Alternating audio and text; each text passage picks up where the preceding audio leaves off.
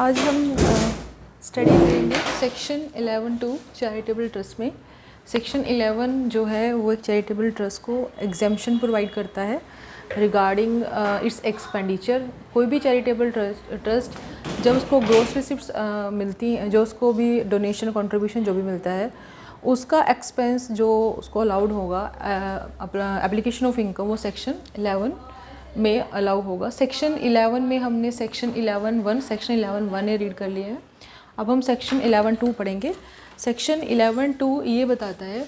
कि अगर कोई चैरिटेबल ट्रस्ट की इनकम है,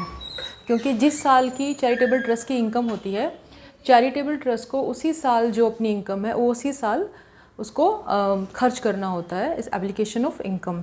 तो अगर चैरिटेबल ट्रस्ट के पास कोई इनकम है, वो उसको उस प्रीवियस ईयर में खर्च नहीं कर रही है, क्योंकि वो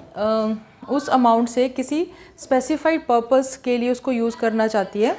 इन द फ्यूचर। लाइक जैसे कोई चैरिटेबल ट्रस्ट है, उसको कोई धर्मशाला बनानी है, तो उसको ह्यूज फंड चाहिए और वो एक दिन में नहीं बनता, तो वो एक फ़ंड को एक्यूमुलेट करके रख लेती है कि वो इस फंड को यूज़ करेगी स्पेसिफाइड पर्पस के लिए। जैसे मैंने बताया, धर्मशाला अगर किसी चैरिटेबल ट्रस्ट को बनवानी है, तो जो ये स्पेसिफाइड पर्पस के लिए जो इनकम है, इसको एक्यूमुलेट करके उनको रखना है। तो इस तरीके से कोई चैरिटेबल ट्रस्ट अगर किसी भी इनकम को उस साल खर्च ना करके उसको एक्यूमुलेट करके रखना चाहती है किसी भी स्पेसिफाइड पर्पस के लिए, तो उस इनकम को, जो इनकम है बट उसको खर्च नहीं किया, उसको उसने एक्यूमुलेट करके रख लिया है, तो उसको इनकम ही नहीं माना जाएगा। सेक्शन 11(2) कहता है कि उसको इनकम में ही इंक्लूड नहीं किया जाएगा, तो वो उस पर टैक्स भी नहीं लगेगा। अगर वैसे इनकम मानोगे, उसको खर्च नहीं करोगे, तो वो टैक्सेबल हो जाएगी। तो इस तरीके से इस इनकम जो एक्यूमुलेटेड है स्पेसिफिक पर्पस के लिए, इसको इनकम में, टोटल इनकम में इंक्लूड नहीं किया जाएगा सेक्शन 11(2) में। तो इसके लिए कंडीशंस ये हैं कि सबसे पहले तो जो आपने इनकम एक्यूमुलेट करके रखी है, जिसको आप नियर फ्यूचर में खर्च करोगे, उसको आप अपने पास नहीं रख सकते। उसको सेक्शन 11(5) में जो भी स्पेसिफाइड मोड्स होते हैं इन्वेस्ट करने के, डिपॉजिट करने के, जैसे शेयर्स में,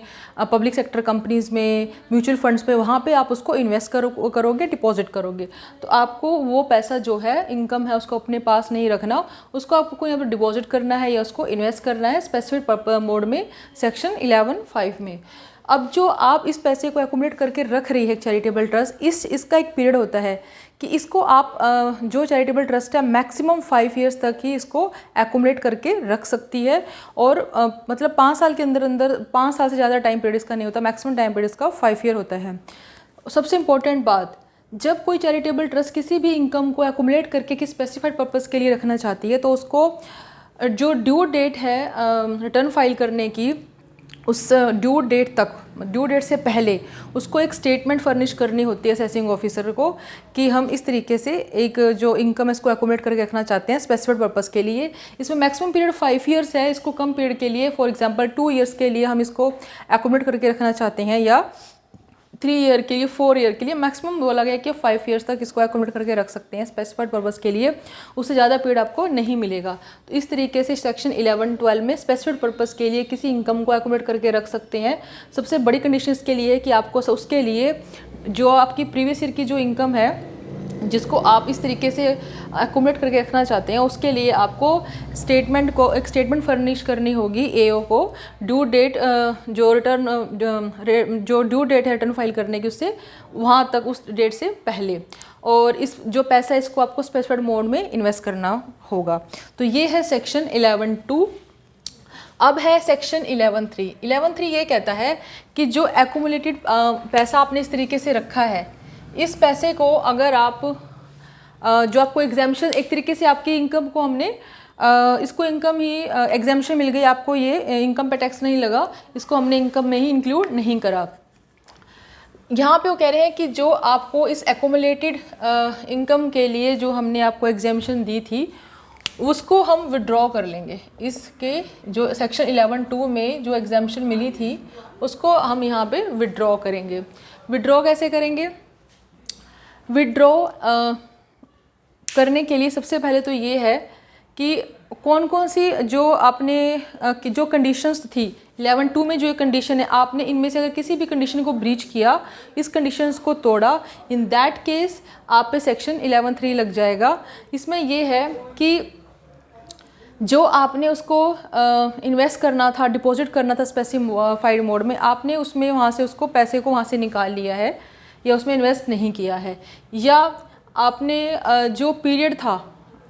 था सपोज़ कीजिए आपका 2 साल का पीरियड था, आपने प्रीवियस ईयर 21-22 में ये कहा कि हम असेसमेंट ईयर हो गया 22-23, इसके लिए आपने ये कहा कि हम इस पैसे को एक्यूमुलेट करके रखना चाहते हैं 2 साल के लिए, 2 इयर्स के लिए हम इसको होल्ड करना चाहते हैं। तो आपने प्रीवियस के असेसमेंट ईयर 22-23 में इसको किया, 22-23 में आपने इसको होल्ड किया, 23-24, 24-25, 2 साल तक। उसके बाद आपका जो ये पीरियड था ये एक्सपायर हो गया, लेकिन आपने उस पूरी अमाउंट को, जो पूरी अमाउंट थी उसको यूटिलाइज़ नहीं किया जिसको आपने एक्यूमुलेट करके रखा था। फॉर एग्जांपल आपने 5 करोड़ रखे थे, 5 करोड़ में से 2 करोड़ तो आपने यूटिलाइज़ कर लिए और 3 करोड़ कुछ ऐसा था जिसको आपने यूटिलाइज़ नहीं किया, राइट। अब इस केस में ये जो 3 करोड़ है, इसमें जो सेक्शन 11(3) लग जाएगा, इस 3 करोड़ को इनकम मान लिया जाएगा।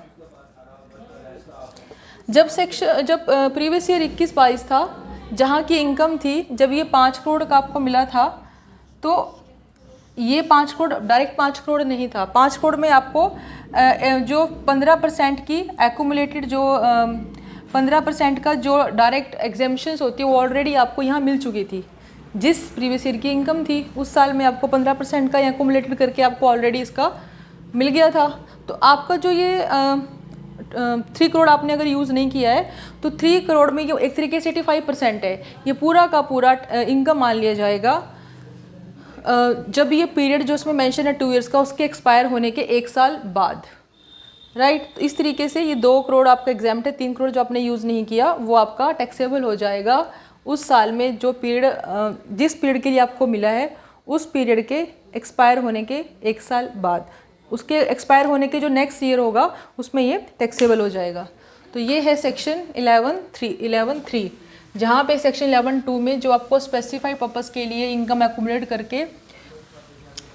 जिसको इनकम नहीं माना गया था एक्यूमुलेटेड इनकम को, सेक्शन 11(3) में उसकी जो एग्जाम्पशन थी 11(2) की विड्रॉ हो गई। अब सेक्शन 11(4) ये कहता है कि अगर कोई चैरिटेबल ट्रस्ट स्पेसिफाइड पर्पसेस के लिए बनी है, जो भी स्पेसिफिक पर्पस हैं, जैसे मेडिकल का, पुअर रिलीफ्स का, एजुकेशंस का, एनवायरनमेंट को प्रिजर्व करने का, जो हिस्टोरिकल प्लेसेस हैं उनको प्रिजर्व करने का, उस केस में अगर आप कोई बिजनेस एक्टिविटी कर रहे हैं और आपको बिजनेस ऑपरेशंस हैं, आपके बिजनेस ऑपरेशंस हैं, राइट, उस बिजनेस ऑपरेशन से जो भी इनकम होगी आपको, उस इनकम को भी बिल्कुल जो सेक्शन 11(12) में जिस तरीके से ट्रीट किया जाता है बिल्कुल वैसे किया जाएगा, वैसे ही इसका एप्लीकेशन ऑफ इनकम माना जाएगा। इस इनकम में से भी आपको 15% की जो डायरेक्ट एग्जेम्पशन है, इसको कहते हैं सेट अपार्ट कर लिया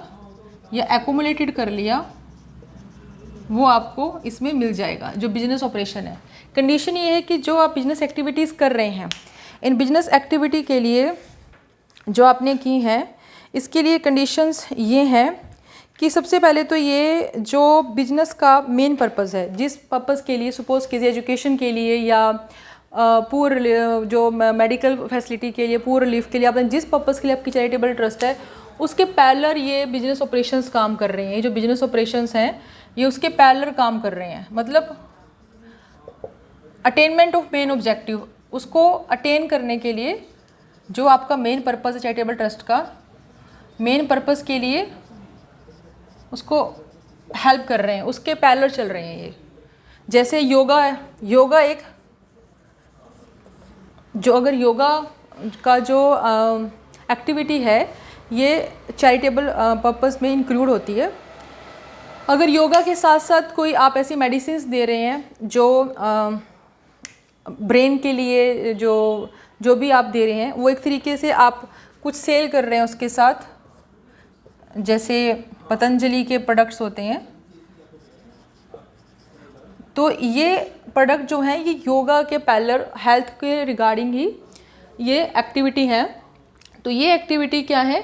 ये एक्टिविटी जो मेन पर्पज़ है योगा उसके पैरेलल एक्टिविटी है। अब इस ऑपरेशन से अगर 100 करोड़ की इनकम हो रही है, योगा की इनकम अलग है, मान लो ये 50 करोड़ है, ये 100 करोड़ की इनकम है, इसमें से भी 15 करोड़ की आपको डायरेक्ट एग्जेम्पशन मिल जाएगी सेक्शन 11 में, और 85 करोड़ को आप जिस तरीके से किसी पर्पज़ के लिए यूज़ कर सकते हैं, कैपिटल पर्पज़ हो चाहे रिवेन्यू पर्पज़ हो, किसी भी पर्पज़ के लिए आप यूज़ कर सकते हैं। तो ये मतलब ये है कि अगर आपका पर्पज़ चैरिटेबल पर्पज़ है, उस पर्पज़ के को अचीव करने के लिए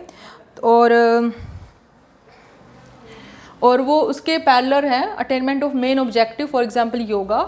तो वो जो एक्टिविटी है वो सेक्शन 11 में जो एग्जाम्पशंस हैं 15% की डायरेक्ट एग्जाम्पशन, वो बिल्कुल जो 11-12 के प्रोविज़न है एज इट इज़ इस पे भी एप्लीकेबल हो जाएंगे इस बिजनेस ऑपरेशन से होने वाली इनकम से। तो ये है सेक्शन 11 में। बस इसमें ये है कि आपको इसकी बुक्स अलग से मेंटेन करनी होगी, फर्स्ट पॉइंट। सेकेंड ये कि ये अटेनमेंट ऑफ मेन ऑब्जेक्टिव के incidental of attainment of main objective होनी चाहिए। ये है सेक्शन 11(4). अब आता है 11(5). 11(5) कहता है कि जैसे हमने बात की थी ना सेक्शन 11(2) में कि एक चैरिटेबल ट्रस्ट को अपने अगर इनकम एक्यूमुलेटेड है उसको एक स्पेसिफाइड मोड में रखना होता है, कि अगर चैरिटेबल ट्रस्ट के पास पैसा है, अगर वो इस मोड में इन्वेस्ट कर सकती है तो ये एग्जेम्प्ट है। एक तो होता है इसका सेक्शन 11(4) में, एक होता है पब्लिक सेक्टर कंपनी। जो पब्लिक सेक्टर्स कंपनीज़ होती हैं आप इसमें इन्वेस्ट कर सकते हैं, इसमें इन्वेस्ट कर सकते हैं। दूसरा है आप म्यूचुअल फंड सेक्शन 10(23)(d), इसमें इन्वेस्ट कर सकते हैं। अब जो पब्लिक सेक्टर कंपनी है इसमें आप शेयर्स भी ले सकते हैं, इसके शेयर्स ले सकते हैं और इसमें डिपॉजिट भी कर सकते हैं। म्यूचुअल फंड में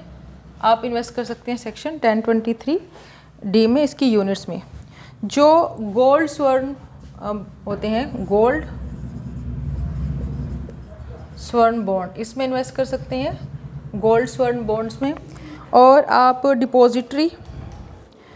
डिपॉजिटरी शेयर्स में,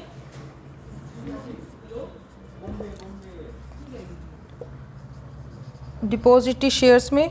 और जो इंफ्रास्ट्रक्चर फाइनेंस कंपनीज होती हैं उसमें भी डेट में इन्वेस्ट कर सकते हैं, डेट इंफ्रास्ट्रक्चर में। जो इंफ्रास्ट्रक्चर फाइनेंस कंपनी है उसके डेट इंफ्रास्ट्रक्चर में इन्वेस्ट कर सकते हैं। अगर